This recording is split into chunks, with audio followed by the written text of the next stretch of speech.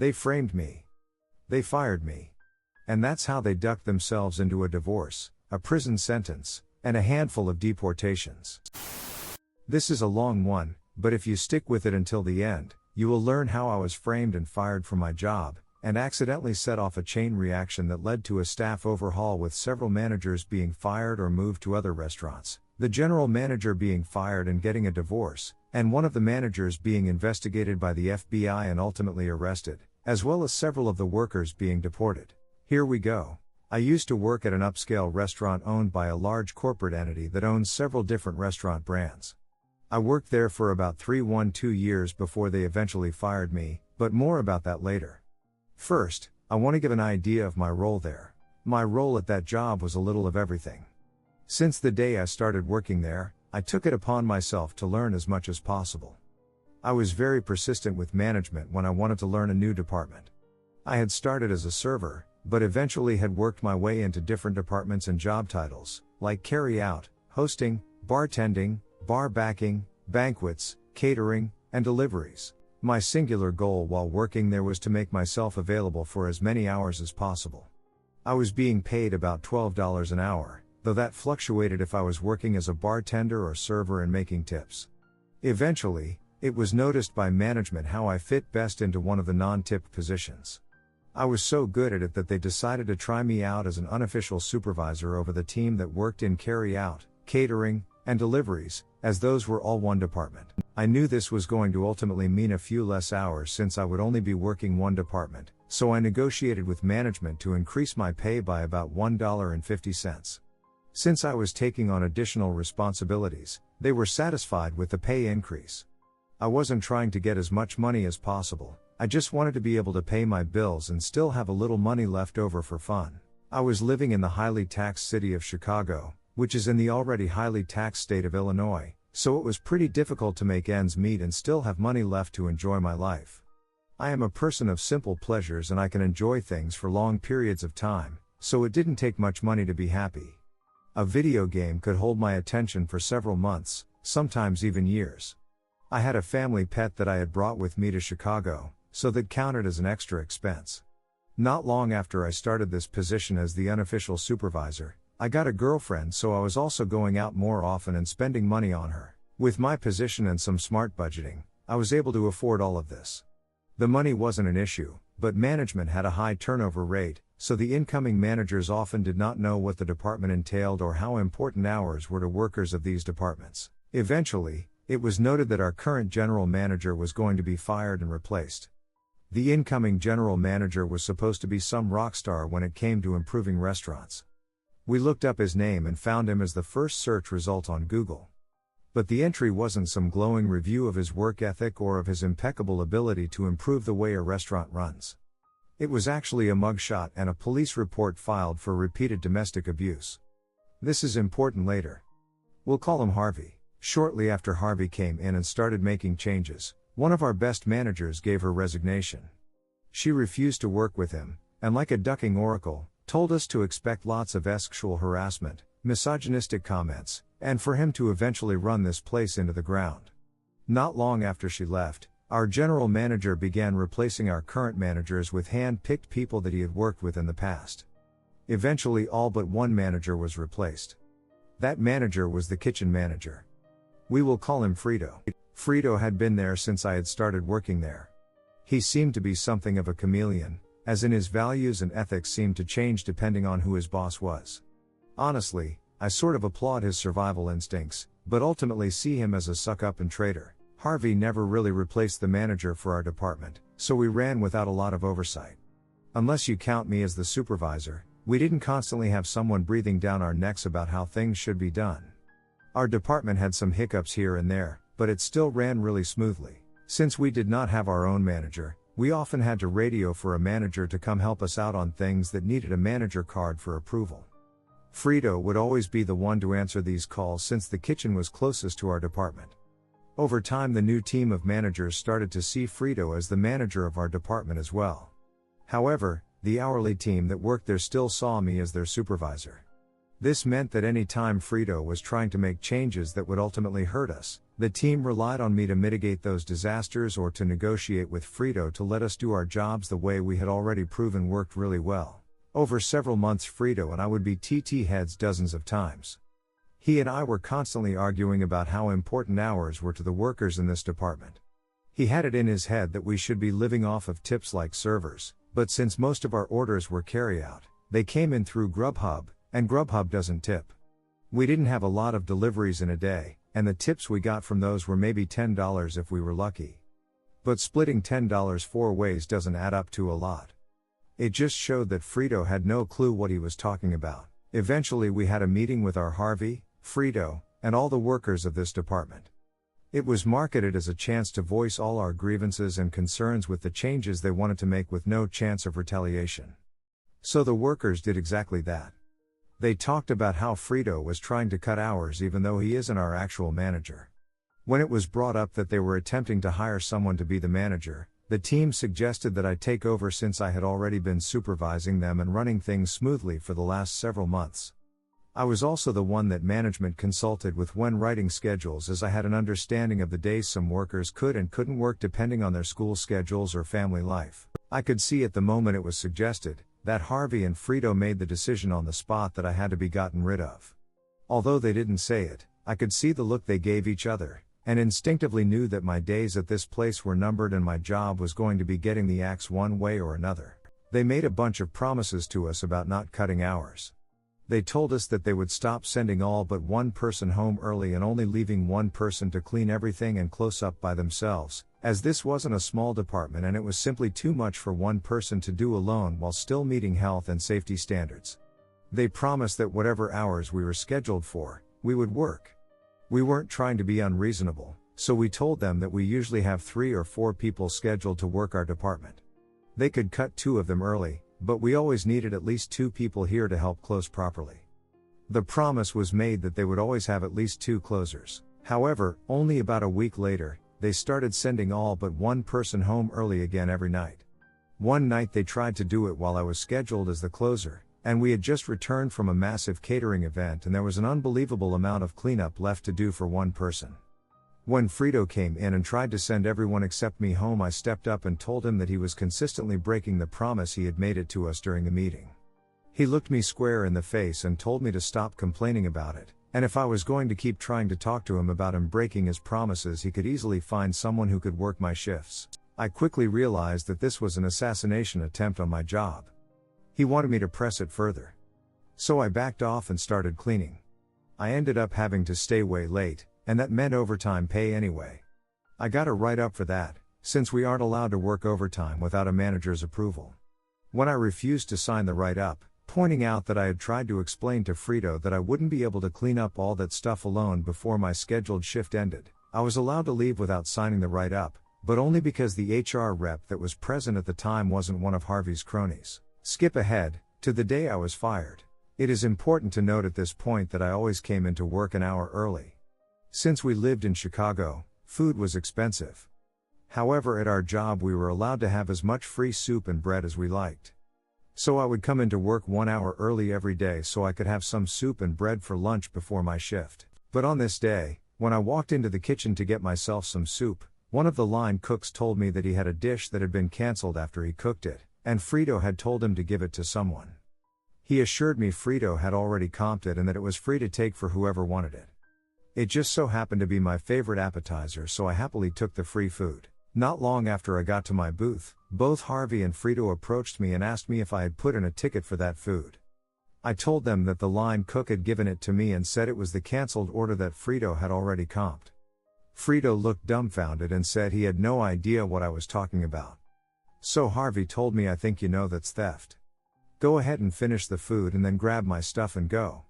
That's the last meal you'll be having here." I tried to explain to them that I had been given this food by the line cook, but they refused to listen, so I offered to take them to the kitchen to clear it up with the cook. But by the time I had gone back to the kitchen with them to talk to the line cook, he had already gone home for the day. I had no choice but to gather my stuff, say my goodbyes, and head home. On my way out, I told the people working my department that afternoon what had happened, exactly as it happened. They were shocked and angry, but mostly sad to see me go. I decided that on my way out, I would stop by the accounting office and pick up any tips that may have been dropped for me that week, just to make sure I didn't get screwed out of that money. Before heading down, I had the gut feeling to just set my phone to record, and I stuffed it into my pocket with the camera rolling.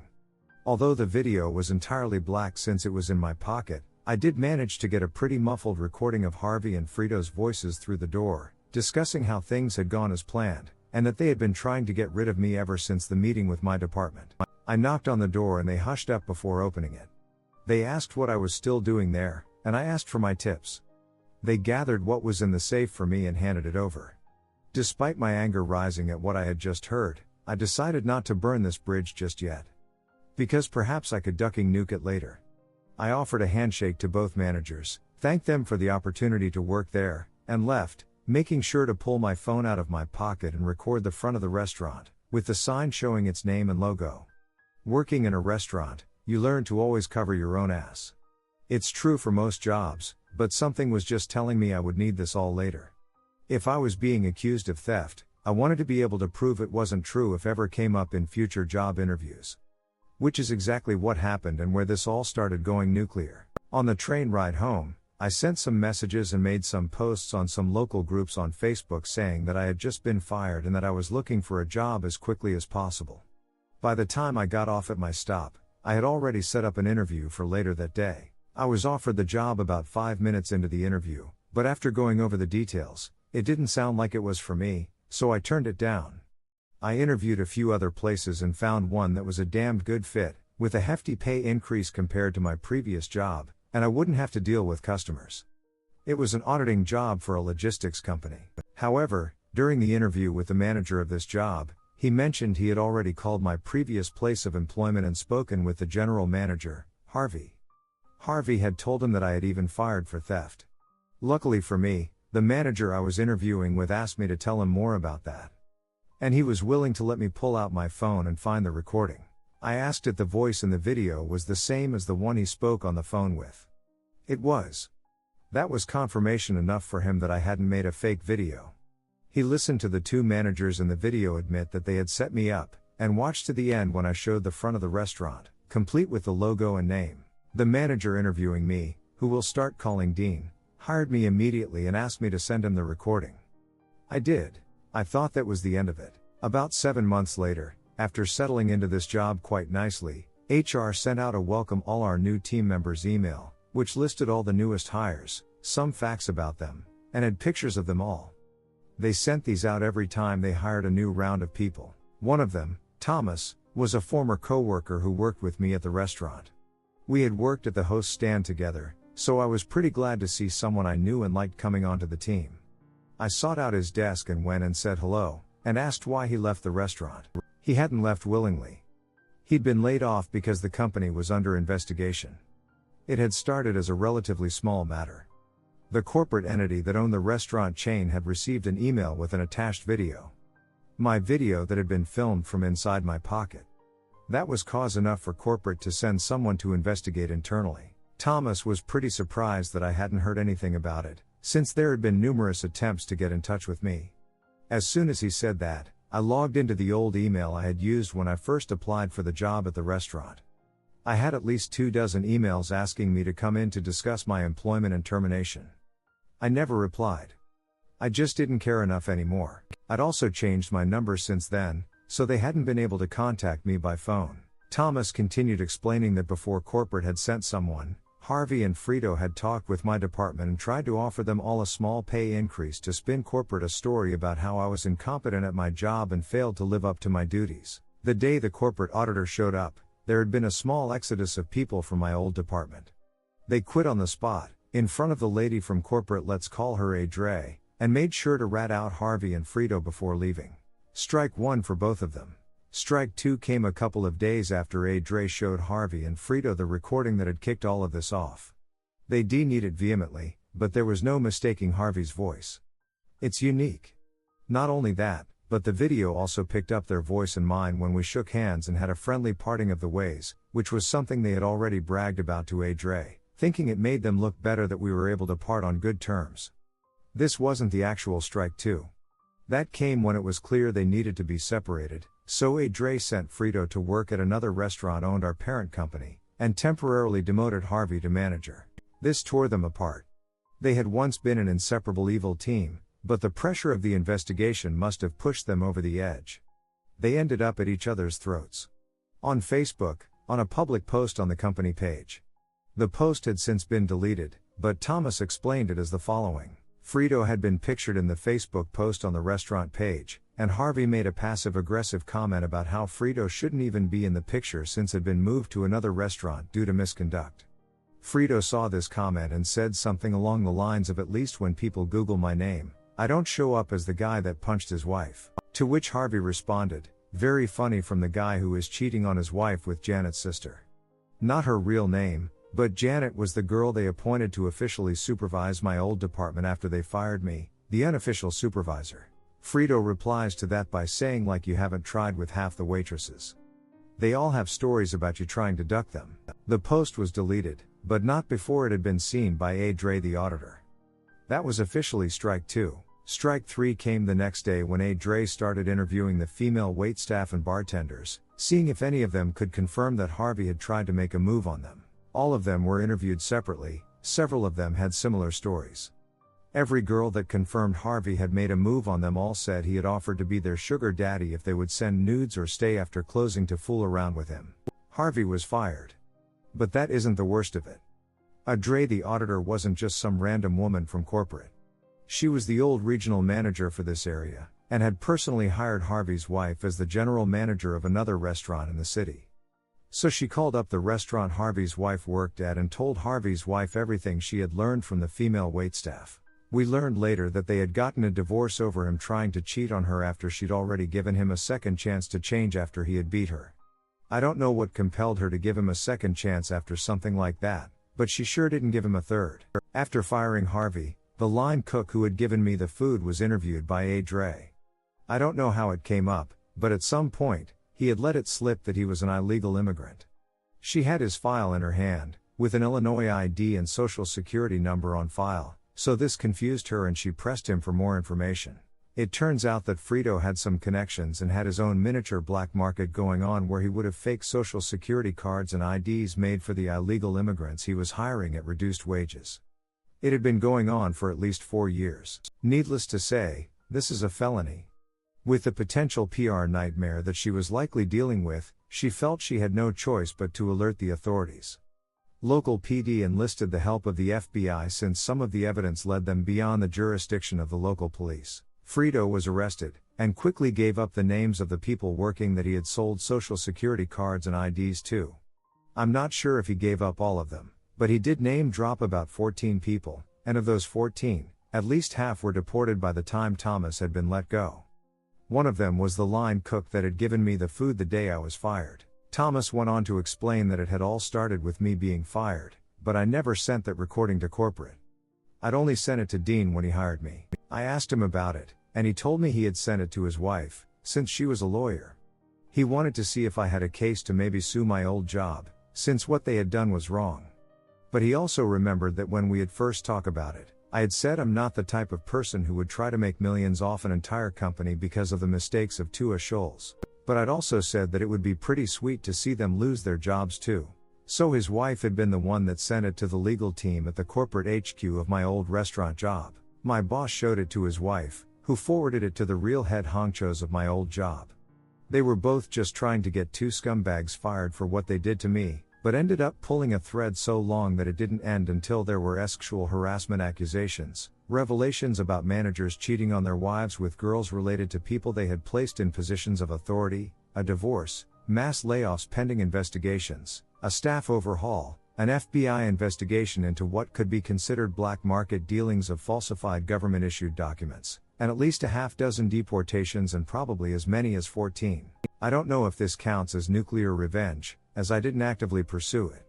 But Thomas ended up showing me that even if it wasn't revenge, it was definitely nuclear, and the crater it had left was massive. Edit. Apologies for the run-on sentences.